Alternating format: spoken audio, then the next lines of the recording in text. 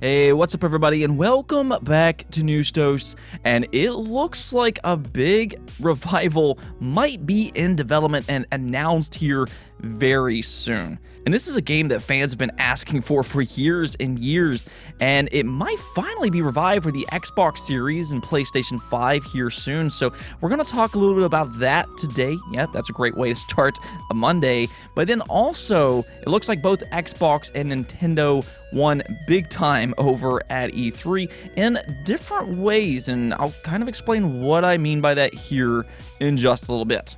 As usual, though, we do have plenty of other things to talk about, so let's just go ahead and get right into it, starting off with a nice little collection that could be very exciting for longtime Game Boy Advance fans, and that's Castlevania Advance Collection. Now, the Castlevania franchise are among the best Metroidvania games to ever exist, and, that is the reason that the genre itself is partially named for Castlevania. But some of the better games are quietly the Castlevania Game Boy Advance games. And oddly enough, even though these are among some of the better Castlevania games to ever exist, they've only ever really been re-released once, and that was for the Nintendo Wii U, for the Virtual Console. And yeah, as we all know, the Wii U wasn't exactly a resounding success, so to see it only be re-released for the Wii U is a little disheartening, but that might be changing here soon because now a Castlevania Advance Collection was rated over on the Australian Classification Board. Now, that doesn't necessarily mean that this is an absolute guarantee to release, but this is a very good sign that this could actually be happening. And Konami has made it a bit of a habit to re-release some of their older collections. So yeah, I could definitely see Konami release yet another collection for the Castlevania franchise. And I think the Game Boy Advance games are the perfect choice for multiple reasons. Again, these are very good games, but also, like many Game Boy Advance games, they aged incredibly well. And that's actually one of the reasons that I still think the Game Boy Advance is one of the best consoles of all time, because really, it just has so many great games that aged incredibly well all of these years later, and that includes the Castlevania Game Boy Advance games. And that really is the thing. If you want to go back and play a legitimate version of these games, it is increasingly hard to come by legitimate Game Boy Advance cartridges without paying a premium price. So having a collection like this would be a very welcome addition, and hopefully this does get an official announcement here soon. Moving on though, let's talk about a game that was announced earlier this year, and that is an Indiana Jones game developed by Machine Games over at Bethesda. And now this is a very exciting partnership because, well, for one, Machine Games is a very talented developer, but also Indiana Jones is one of the most beloved IP of all time. So to see this game be created by a talented studio is definitely very exciting for a lot of fans out there. Beyond that, though, we don't really know much about this game other than it got that small teaser trailer basically confirming its existence. And from the sounds of it, that's pretty much all we're going to know for the foreseeable future. So Bethesda's Pete Hines kind of wanted to clear the air on the expectations of how far this game is in development. Some fans may have assumed that this game was further in development than it actually was, when maybe we're expecting this game to be revealed here soon, but that actually does not sound to be the case. So let's just go ahead and take a look at what Pete Hines had to say. Obviously, we literally just announced that deal, so you can make your own guesses about how far along that game is. They're in the very, very, very early stages of working on the Indiana Jones game. So there you have it. This game is still probably years away from actually releasing, and for that matter, we're likely not going to see any kind of updates on this game for the foreseeable future either. I know that might be a little disappointing to some of you, but at the very least, this game at least exists, and that is one positive to take from all this.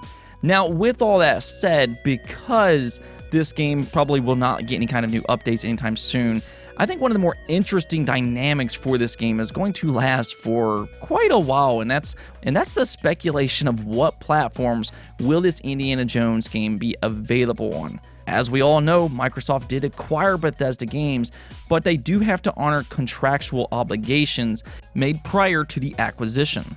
And that is one reason that Microsoft didn't just flat out say that every game will be exclusive to Xbox. They do have to honor contractual obligations. And because Disney is involved with this game as well, and it was announced prior to that Bethesda acquisition, the contract might be a little bit more complicated. So I'll be very interested to see what platforms this does come to when it officially is announced. Now, for pretty much every other Bethesda game, you should pretty much expect those to be exclusive to Xbox, and that includes things like The Elder Scrolls 6, Doom, and Wolfenstein. All those games are expected to be exclusive to Xbox. You know, if Xbox does get this as an exclusive title, though, that would be very big for the Xbox brand, so it'll be very interesting to see what happens with all that. Next up, let's talk about that Sonic game that's releasing in 2022, and this is another one of those games that we don't really know much about. We just got a small teaser trailer for this upcoming Sonic just a few weeks back, but it's starting to become very clear that this game is going to be highly ambitious. And in fact, it's starting to sound like this will be a different Sonic game than what we're used to seeing. Yeah, so check this out. The Sonic Stadium got an exclusive interview with the Sonic team leader and series game producer, and he had some very interesting things to say about this upcoming Sonic 2022 title. And let's just go ahead and take a listen to what he had to say. The new title in development is progressing towards a 2022 release, so I can't really call it an anniversary title. However, Sonic Adventure laid the foundation for 20 years of Sonic titles after its release. So in the same way, I really hope that this new title releasing in 2022 lays the foundation for the following future Sonic titles. That is the idea behind the challenge for the team. And that is a very bold statement. I mean, based off what he's saying here, whatever this new Sonic title will be, it looks to inspire possibly a decade more of Sonic games after that, in the same way that Sonic Adventure did back in 2001. And whatever changes they're making to Sonic here, they're looking to do that same thing, where the next 10 years of Sonic games will be based off of this title here. Now, of course, you know, that all depends on how well received it is among fans, but something has been kind of sticking out in my mind since reading this interview, and that was a leak that we talked about, I want to say, a month or so back. So earlier this year, there was a leak going around that a new Sonic game was in development by the name of Sonic Rangers, and that it was heavily inspired by Zelda Breath of the Wild. Now, there is some evidence that this new Sonic game is at the very least codenamed Sonic Rangers, so that's where there's some credibility when it comes to this leak, as it was talked about before this game was even officially announced. But nonetheless, you know, if this game actually is inspired by Zelda Breath of the Wild, or at the very least a big open world game, yeah, that would be quite the shift for the Sonic franchise. So yeah, I definitely want to see how this game will inspire the next 10 or so years of Sonic games. In other news, let's talk about a game that I know you all have wanted to return for a long time, and that is Dead Space. Now, we kind of need to talk about what happened to lead up to this point, but according to the GamesBeat journalist Jeff Grubb, the EA Motive Studio is working on an established IP revival that will be announced at the upcoming EA Play event on July 22nd. And while he hasn't exactly said what this game is, he is giving a pretty good hint by saying we're going to see it if we're not dead first. And, you know, right away, the obvious assumption here is that this is going to be a Dead Space game. And in fact, it looks like Eurogamer is hearing something similar over on their end. So on Eurogamer, they said it tallies up with the information that they've also heard, being that they are working on some kind of fan favorite revival. So at the very least, it does appear that EA Motive is working on the revival of an established fan favorite IP. Now, that doesn't necessarily guarantee that this is a Dead Space revival, but it very possibly could be based off of Jeff Grubb's subtle hint. And if this game does indeed turn out to be Dead Space, that would be big, because Dead Space unfortunately skipped out for an entire generation, being the Xbox One and the PlayStation 4.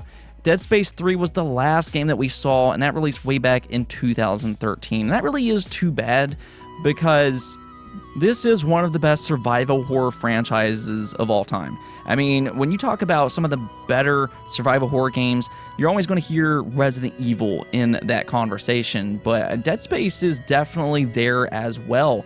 So if this game is actually getting a revival, this is definitely going to be very exciting, especially seeing what it could do on these next generation platforms, being the Xbox Series and the PlayStation 5. Now, with that said, we do need to keep in mind that this is only a rumor for the time being. Jeff Grubb has been accurate on many things in the past, but he's also gotten things wrong. But because Eurogamer is also stating that they've heard something similar with EA Motive reviving some well-established IP, that just kind of adds to this rumor. You now have two different places saying something similar, and now the main question becomes, what game is being revived? And with his subtle hint, it does sound like it's possibly Dead Space. And like I said before, I just think this is a perfect game to finally bring back. These are great survival horror games, and I know fans have been asking for a new Dead Space game for years and years, so we might actually get that here soon.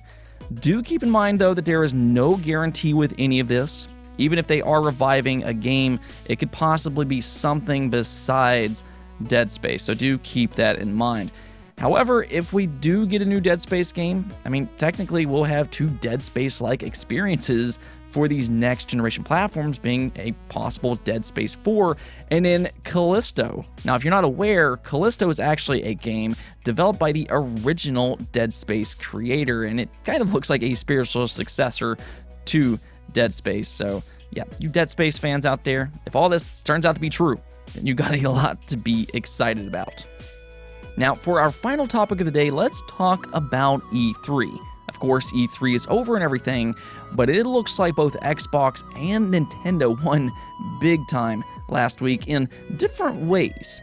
Yeah, so on Nintendo's part, it's been easy to track just how successful their E3 was. And, last week we talked about how Metroid Dread was doing phenomenally well over on the Amazon charts. Metroid Dread last week was tracking as the #1 best-selling game in the United States over on Amazon, which was very impressive. I have a lot of high hopes for this game, possibly becoming the best-selling 2D Metroid game ever. Really think it's very possible with Metroid Dread and that Switch effect. But now, GameStop has revealed the top 10 games that generated the most customer pre-orders since E3. And yeah, let's just go and check this out. Metroid Dread once again came out on top. Legend of Zelda Skyward Sword HD came in at number 2. Number 3 was Mario Golf Switch. 4, Pokemon Brilliant Diamond and Shining Pearl. 5, Mario Party Superstars. 6, Marvel's Guardians of the Galaxy, that's a really interesting new title there. Number 7, Far Cry 6. Number 8, Dungeons and Dragons Dark Alliance, which is really interesting. We'll come back to that one here in just a moment. Number 9, Madden NFL 22. Number 10, Pokemon Legends Arceus. And then finally, at number 11, you have Halo Infinite, which is another interesting title. And actually, the reason I say that Dungeons and Dragons Dark Alliance as well as Halo Infinite is interesting to be on this list and actually quite impressive is because both of these are day one Xbox Game Pass titles. So to see both of these tracking in the top 11 on GameStop is highly impressive and just kind of goes to show you the excitement that surrounds these two specific games. And we will talk a little bit more about that here in just a bit. But as you can see, when it comes to Nintendo, 6 out of the 11 games are all Nintendo Switch exclusives, and all of them are first-party titles. Yeah, the Nintendo Switch just continues to dominate when it comes to retail sales, and this is also really good news for multiple reasons. Like I said a moment ago, when it comes to Metroid Dread, I have a lot of high hopes that this could possibly become the best-selling 2D Metroid game ever. There seems to be a lot of excitement when it comes to this game. I think a lot of new people are going to jump into this franchise for the first time ever. For that matter, Metroidvania games have increased in popularity in recent years with games like Hollow Knight and Ori. So I think Metroid Dread is going to be a big winner this holiday. And that is going to be big for fans of Metroid and the Metroid franchise going forward. If we want more of these 2D Metroid games in the future, or more Metroid Prime games for that matter, we need Metroid Dread as well as Metroid Prime 4 to do well, because historically, these games have not been the best-selling franchise for Nintendo. So, really happy to see Metroid Dread just do so well here. It's also good to see Pokemon Brilliant Diamond and Shining Pearl continue to chart so well, alongside Mario Golf Switch, which comes out next week. So this is just a lot of good news for Nintendo, but actually we do need to talk a little bit about Xbox as well, because we also got some information about how successful their E3 was. And while you're not really seeing that as much in the pre-order charts, that does make sense when it comes to Xbox, because Xbox is a little bit more digital driven, especially with Xbox Game Pass. However, according to social mentions, Xbox actually was mentioned more on social media than any other E3 event, with 1.1 million social mentions. Second place was Nintendo at 739,000, and third place was Ubisoft at 231,000. You also had Devolver Digital and Square Enix, which combined equaled 78,000. But yeah, it definitely looks like the Xbox E3 event really had people buzzing, and why not? I thought the Xbox event was just absolutely excellent. I talked a lot about it last week, but I think they did a great job with their event this year, and clearly social media was definitely buzzing about what they had to show. But yeah, it looks like both Xbox and Nintendo had very successful E3 showcases this year, and that is just great news all around. Last up though, let's go ahead and take a look at that poll of the day, and I asked you all, would you like to see Summer Game Fest return next year alongside E3? There's a lot of things happening during that E3 timeframe, so do we really need both Summer Game Fest and E3? And well, 56% of you said yes, you want Summer Game Fest to return once again. And okay, I guess more game events are better, so having Summer Game Fest is just one more event to look forward to in the future. Now, I will say that I do think Summer Game Fest will return next year, because it seems like Jeff Keighley is pretty committed to having an event like this. But at the same time, I think if he's going to do this in the future, he's going to have to change some things up. And this is something that I've been saying for a while with pretty much all of Jeff Keighley's events, but he does have a tendency of making his events overly bloated. When I look back to this year's Summer Game Fest, I think it was longer than what it should have been. And part of that is because he makes these events try to be a big spectacle with having concerts, and he has actors on the stage talk about, games and different things like that. I would like to see him cut back on that type of stuff and pace his events a little better. If he can get all that fixed up though, I think that would certainly go a long way for next year's Summer Game Fest if it does indeed happen. Anyways though, that's it for this episode, but if you liked the video, don't forget to hit the notification and subscribe button for more content just like this. Also, if you'd like to support the channel through Patreon, thank you for making this content possible. Peace out.